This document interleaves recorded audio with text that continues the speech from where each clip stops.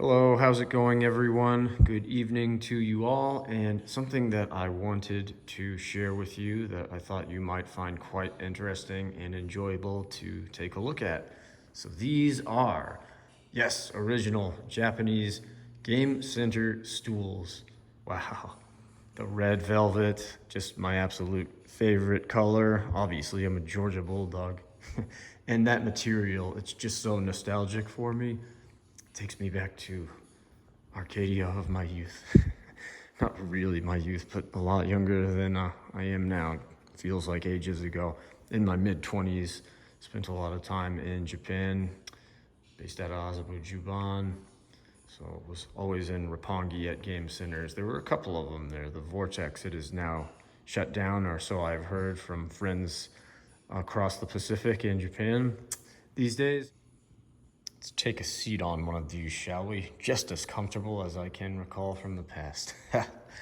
But how cool is this? And did I call them Taito stool? Maybe they were Sega. I can't recall. Either or. But I mean, speaking of Sega, so being in the Juban, just a hop, skip, and a jump over to Akihabara, of course. And yeah, I mean, that Vortex arcade I really liked in Roppongi, amongst other things in Roppongi, which we won't go into, you know. Fun place, the Gaijin Ghetto, as they called it. Good nightlife there.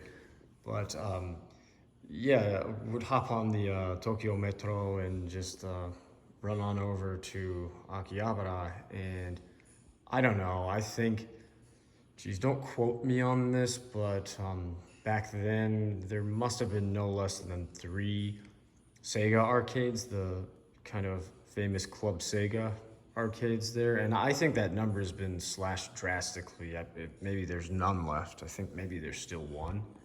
But yeah, it just seems to be the case that, well, game centers, arcades, we would call them in the Western world, of course, referring to Europe, North America, and South America. You know, they've long been extinct, not even moribund. I mean, they're just dead and buried at this point for the most part. But yeah, it's kind of disheartening that even over there in the arcade mecca, Japan, a lot of them are starting to close up shop as well. Now, I would travel down to Kyushu, Fukuoka, and there were some great arcades in that city as well, but who knows if they're still around. Anyway, the point is, fantastic to have these mementos that are quite useful for your own home game center. So really quite pleased with that. And I was able to acquire these from a person that a guy from Hong Kong. I did a few business interactions with him in terms of arcade gear back in the day. And yeah, he's based out of California and had some stock. So they're kind of difficult to find these, and from Japan, shipped and all of that. Not all that cost effective to do so, not very cheap at all. But so being that I kind of know this guy and was able to get them here from California within the United States, shipped to me on American soil already, it didn't cost me much at all. And yeah, I probably paid, I would say, less than a quarter of what these would actually go for over there across the Pacific. So quite chuffed. I mean, you cannot be any more excited about acquiring fantastic items such as these at a highly discounted rate. But why are we just staring at I mean, they do look beautiful right up here, but let's take them downstairs and set them up in the CRT-Cade Game Center. All right, let's go. So yeah, I still haven't gotten around to deciding what I'm doing with this area, so that is why this is, as you can tell, not pushed back into its ultimate location yet. But anyway, just a quick, brief tour around the current game room setup. This is what you see right now. And I'm really quite pleased with how it's turning out. This room is just amazing. I love it. Definitely the best game room I've ever done, and it's much different than ones in the past, which were in video game collection rooms. This one is definitely a true arcade with my makeshift wall. I mean, there are 3 true JAMA machines, and everything else plays real high quality ports. Same is the situation over here, and we have our 1 candy cab, but the 2 Neo Geos I need to get out of storage and get them over here. That's the next step, clean up all this clutter, but making a ton of progress back on the right track. And the 2 arcade 1-ups, I love that wall too, so it's gonna look awesome. But hey, what do we have here? Now these are Galleon Industries. There's like the exact same height as the Taito and Sega candy cabinet stools, which makes them quite cool. And they're gorgeous. They kind of have that velvet fabric to them as well. Quite comfortable. I have a pink one as well. But, and the funny thing about that, some CRTcade history for anyone who was on that stream with me. I don't know what it was about that pink one. I love that one because it was pink. It was unique. You know, a true Japanese candy cabinet type of color. And we were just doing a stream on the PS4 setup one night, and I just dropped. It was like, boom. The leg came off of that one. I mean, these are really sturdy, but I'm just playing mid-game. All of a sudden, I'm on the floor. I think a couple of guys were on there with me. It was quite humorous. So I haven't gotten around to fixing that one. I don't know if I'm sure I can. But actually, I don't really need to so much now. I do have a plan for these 3, but you know, being that the theme of this video is obviously what we started talking about, I can't wait to see what it looks like with you know what right there. So let's do it.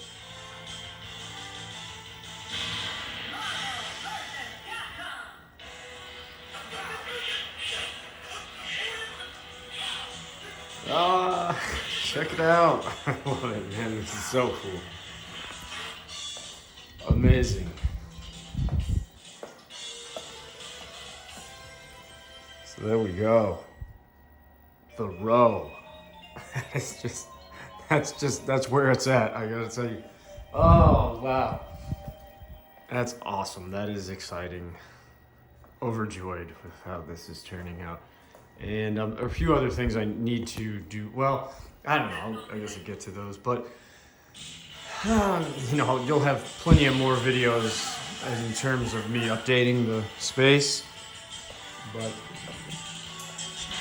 anywho. So, you know, you may be wondering. I guess I'm going to turn this off. You know, I've always, in any of my setups before, and as you know, they all had a monitor and TV and arcade machine in them. Usually I've only gone with a couple of chairs. I mean, in some of my setups, I didn't like them as much as this one because I had my TVs real low to the ground where you had to sit on the floor, like, you know, cross-legged with the joystick on the lap. This is much more authentic, a much better experience to do it this way. But anyway, I guess in most of my rooms, I just had kind of one chair that I would just move from setup to setup, monitor to monitor when I was playing. And that's fine actually for, excuse me, just for one person. But doesn't this look a whole lot cooler? So the thing about it is, yes, you're just one man, and you have a lot of different monitors, arcade machines, sticks, consoles, what have you. So even if you are to turn everything on, you know, you can only play one setup at a time, obviously. But we do this because we love it, and I'm not the only one. You know, thousands and thousands and thousands of others love to do this too. Make your own home arcade setup. So one chair, yeah, you're able to just move it from setup to setup. But, you know, in the event that you do have a large group over or a few friends, it's nice to have extra seating. And like for an arcade party type night, this is amazing. But even if that's, you know, obviously that's not something, we're all grown adults now with busy lives, careers, families. It's not like that's something that occurs so frequently. but it's sort of just the hobby. It's the look, the feel. You're creating a game center in the home. So it's kind of like a must. I don't know. It definitely enhances the experience, right? And I don't know how to, like, how else, what's a good kind of comparison or juxtaposition towards, like, if I'm thinking about other hobbies, I don't know, maybe there isn't one, but I mean, there are plenty. I'm just drawing a blank. Let's say you're into old Lionel modern train, or Lionel, not modern, they're old train sets or any kind of train, and you set up a big table, put together an elaborate cityscape, town, little people, houses, maybe some mountains, this and that. And it's not as though you can, you have a track or maybe multiple tracks and you can have a couple of trains running, but it's not as though probably you can use them all at the same time, right? As the little conductor controlling everything. But you still have a bunch of different trains that maybe you display or keep on the table, what have you. It's kind of the same thing in a way, I guess. I'm sure I could think of a better comparison, but I think that kind of works. If you had a train table out with just a track and a train and no decoration, you're not really recreating a kind of town or city or whatever the case may be, mountainous landscape, then it looks pretty bland and it's not as exciting. Same thing kind of applies here. I think that's a decent way to look at it. I'm sure I could think of something better in terms of a comparison, but I think that works. I think you understand. And anyone who has an arcade in their house that they're doing, it's your hobby, so you want to make it look nice and cool and authentic, and yeah, hence the purpose of doing this. This is just amazing. Gosh, that bright red, it just blows you away. Check this out. It really enhances the visual experience. And I just love this room because, kind of go with this old world, French, Spanish, Italian, Mediterranean feel with the exposed beams and all of that, the flooring. It's lovely, man. And to kind of combine it with all these modern elements, like Asian elements, like East meets West with some of this stuff. What otherworldly, just, I don't know, amazing type of situation where you have everything kind of housed in here. And yeah, I don't know, it's just, it's great. I'm drawing a blank here with my words. I'm getting a little bit tired. It's been a long day, but I love this, is my point. And I've got plenty other plans that I'm going to kind of act upon, and there's still plenty of things left to do in terms of building this room out. Okay, so yeah, we'll go over here, I guess, for a little bit. So those three, I had initially thought over here at this, I just drove through Wendy's. I ate one of those pumpkin spice Frosties. So not only is my brain frozen and probably moving a bit slowly, and I'll stop from that too. You know how it is. So I apologize. But anyway, I moved these Galleon Industries. I got these at Home Goods. I think I've talked about this before. I love them, They're just as comfortable as these, and they look fantastic as well. So I saw some at Wayfair, some kind of adjustable stools that are circular in nature, and they have kind of a circular bowed out sort of metallic bottom. And I thought for this table, since it's quite a bit higher, bear in mind, now this one's a little shorter. You can still play it, it's fine, trust me. And I'm not a short guy, I'm 6 feet tall. So I've got pretty long legs, but everything works fine. But what I'm saying is, I've kind of, since I do own a Capcom Mini-Cute and a Neo 29 and a Super Neo 29, I know the exact kind of spec and height for a control panel to be at. So everything here is sort of built and measured to that standard. Now I kind of lucked out with a couple of these old end tables, which are gorgeous and they're just the right height, amazingly. Now I built this table and I made it the exact height that it needed to be. Same goes for this one when I built that. I built this one too, but I didn't have a lot of decision making in terms of input, in terms of how tall it would be. It was non-adjustable sort of thing. So a little bit taller, and I'm like, these aren't really going to, but I think, it's just for me, maybe a shorter person, and I'm not, look, I'm fairly tall, much taller than your average person in this country, but I'm not Manute Bol. Right? I guess that's a good way to. Does that date me? That ages me a bit. Manute Bol was like a 7'7" basketball player for the Washington Bullets.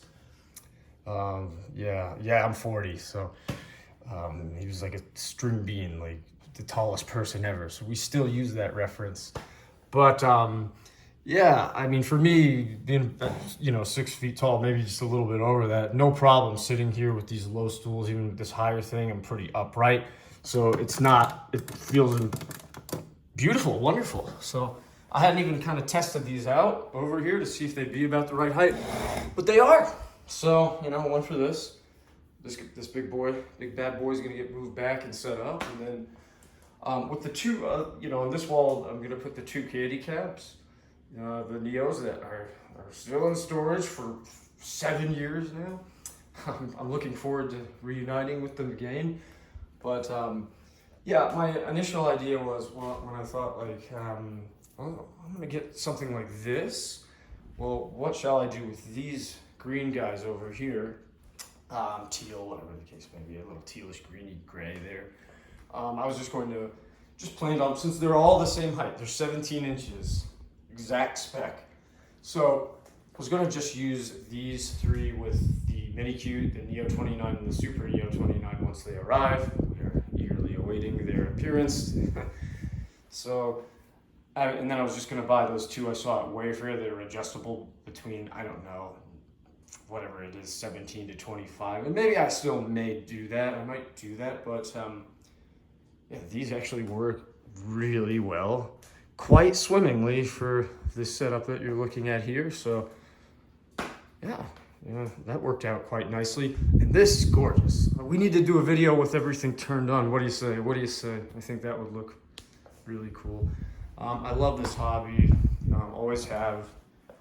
So things are going better now, and I'm just feeling thrilled about getting back into it, and kind of really, I suppose you could say, realizing the realization of the grandest CRT ever. I'm being silly a little bit here, but like with any of this stuff, hobbies, life, whatever the case may be happy, have fun, be young, have fun, drink Pepsi, test your 90s commercial knowledge. Actually, I'm in Georgia, so drink Coke. I'm biased. But anyway, rambling, you get my point, man. I'm a silly goose, I know. But yeah, have fun, do what you love, and I love this.